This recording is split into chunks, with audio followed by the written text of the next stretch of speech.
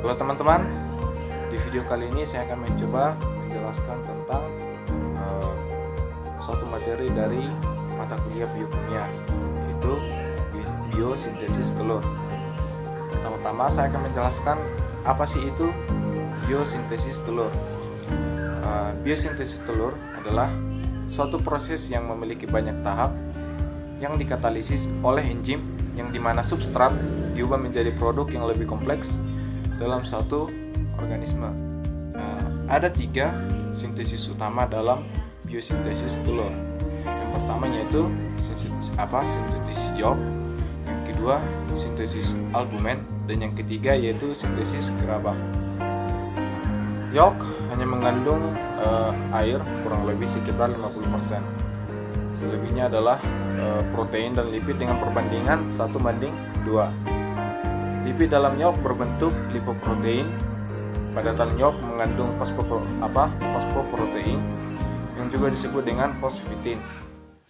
Pembentukan atau sintesis komponen-komponen yolk berlangsung dalam hati di bawah koordinasi hormon-hormon gonadotropin dan steroid. Proses terjadinya biosintesis telur itu dimulai dari kelenjar pituitari yang melepaskan hormon gonadotropin dan hormon steroid.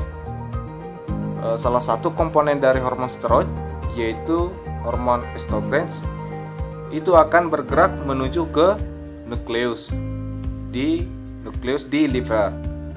Setelah itu di sana akan terjadi suatu proses yaitu sintesis protein. Kemudian setelah dari sintesis protein akan terjadi lagi suatu proses yang bernama vitelloginin. Proses ini bertujuan untuk mengubah hasil sintesis tadi menjadi padatan-padatan yolk, yaitu lipofitellin dan fosfitin. Kemudian di dalam folikel padatan-padatan yang dua tadi, yaitu lipofitellin dan fosfitin, itu akan bergerak ke oosit untuk diubah menjadi yolk granul atau kuning telur. Yang kedua yaitu sintesis albumen. Sintesis albumen ini terjadi dalam magnum selama kurang lebih 3 jam. Hormon yang bekerja dalam sintesis albumen yaitu adalah hormon steroid. Saya akan menjelaskan tentang proses sintesis albumen. Mekanisme kerja estrogen pada sel target oviduk ayam itu pada awalnya estrogen akan larut dalam lipida melewati membran sel. Kemudian molekul estrogen tadi akan diikat oleh reseptor estrogen dalam bentuk 4S atau estropilin 1. Kemudian akan diikat kembali oleh kompleks reseptor estrogen tak aktif dalam bentuk 4S.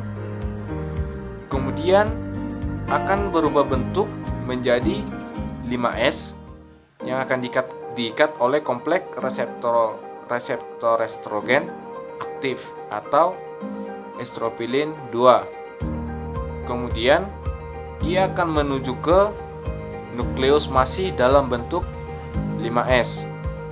Kemudian dia akan berinteraksi dengan kromosom dan akan menyebabkan gen tertentu dibentuk menjadi mRNA. mRNA akan meninggalkan nukleus menuju ke ribosom untuk dinaslasi menjadi protein yang lebih spesifik seperti albumin, dan dalam pembentukan kerabang itu ada kalsium dan H2CO3. H2CO3 itu hasil penjumlahan dari CO2 dan H2 di mukosa sel kelenjar kerabang dan menghasilkan H2CO3. Kemudian H2CO3 akan melepaskan satu atom hidrogen sehingga hanya tinggal satu atom hidrogen saja menjadi HCO3, bukan lagi H2CO3.